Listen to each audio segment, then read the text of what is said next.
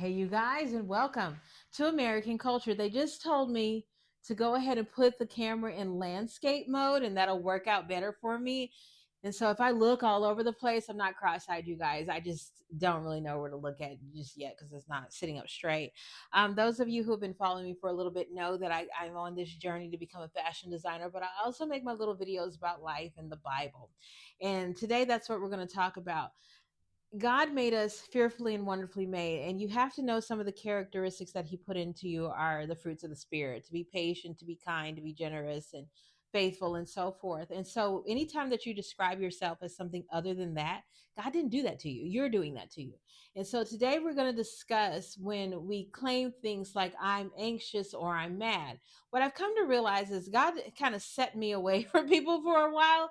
I was a very dysfunctional human being, but you couldn't tell me that. If you've been following this story, you kind of know I'm pretty open about the mess I caused in my life before I knew that I was causing a mess.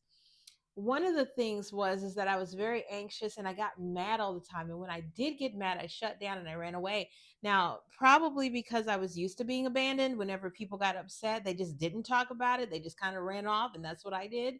And it took me until I was in my 30s to realize, wait a minute, good, nice people are not able to tolerate me. What's going on? And I had to fix myself. Like I say, there are three things that lead to suffering, and it's anger, greed, and ignorance. And ignorance is I didn't know better, therefore I didn't do better. But I cannot even begin to tell you how many people refuse to acknowledge that they don't know any better and thus they could be doing better. They think that where they're at in their anger, in their madness, in their anxiety is who they are, and that's not it.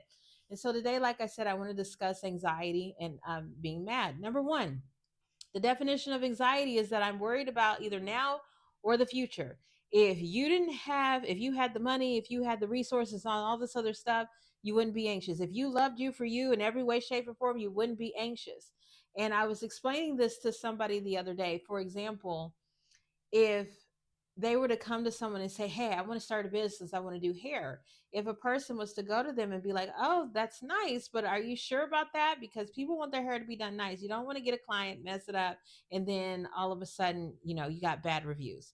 What that's going to do is that's going to make somebody enter into that comparison trap. It's a real thing, and we've all fallen into it, gotten stuck, and ended up not doing what we needed to do. We start looking at our own skills, our what we have physically, and start saying, oh, I'm not good enough. I can't measure up. And so we don't do anything. And thus, anxiety is born from that. And so instead of picking out everything that could physically go wrong, why don't you just say, yeah, I'll support you? Yeah, just encourage people to do the things that they say they want to do. That'll cut out the anxiety. Another thing is if you wanted to start the business, you start thinking about, well, how am I going to get the materials and how am I going to get from point A to point B? A lot of times we get way ahead of us. We don't allow God to bring us anybody, or we don't utilize the people around us to say, hey, can you help me? We don't think that we're going to get any help in the future, so we say, I don't have everything that is humanly possible needed for me to have right now, so I'm not going to do anything. So a lot of our anxiety is caused by ourselves thinking that we're less than and don't have enough, a lack mentality. And what that essentially means is that we're anxious because we are lacking encouragement and proper support. If you had encouragement and proper support, you would probably not be anxious. Those two things would eliminate that. And so, a lot of times, especially parents out there, when you've got anxious kids, you've got to ask yourself, am I encouraging them and supporting them accordingly? Because without it, they're going to be all over the place. Again, if God didn't list it as a fruit of the Spirit in the Bible, that's not who you are. So, you've got to stop describing yourself as that. Like I say, you guys, if somebody was to describe you, they should be able to look at a picture and say that's probably who they're talking about. If they can't look at a picture and say that's probably who they're talking about, then that's not who you are. If they should be able to look at the fruits of your life and say that's probably who they're talking about. If they can't, then that's not who you are. The second part of this is, where does being angry come from? Where does madness come from?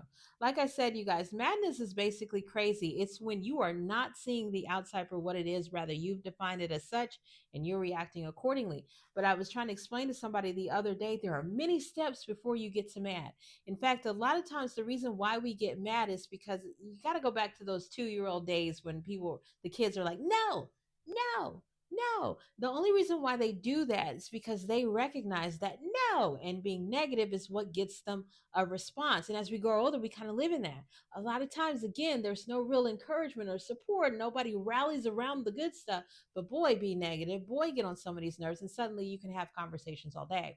And so, with a lot of people, they just learn to stay in that state. But what happens is that we go through several stages before we get mad. Number one, we get annoyed. And annoyance is when somebody is doing something, you recognize that it's them, it bothers you, but it's not interfering with you yet. We get irritated. That's when things are starting to interfere. It's like if you're in the library trying to study for a test and somebody automatically like just like that to their gum. You're going to get irritated. You're going to start to say, do they not recognize that they're interfering with the natural flow of other people? You'll become unsettled and upset when it is obvious. A lot of times when people get unsettled, they start to express, "Hey, can you quiet that down? Can you stop?" And the upsettedness comes when I've asked you to kind of be conducive to a peaceful environment for all, and that's not happening. What's going on here is that communication can't be had. They're in their own world doing what they want to do, and it's beginning to interfere and bother you. And so that keeps going until you finally have that blow up moment that gets the response, and now you're mad. A lot of times you're not treating them like a fellow person who might need to chew gum because they're anxious. You're not treating them like mom or dad. You're not treating them like sister and brother.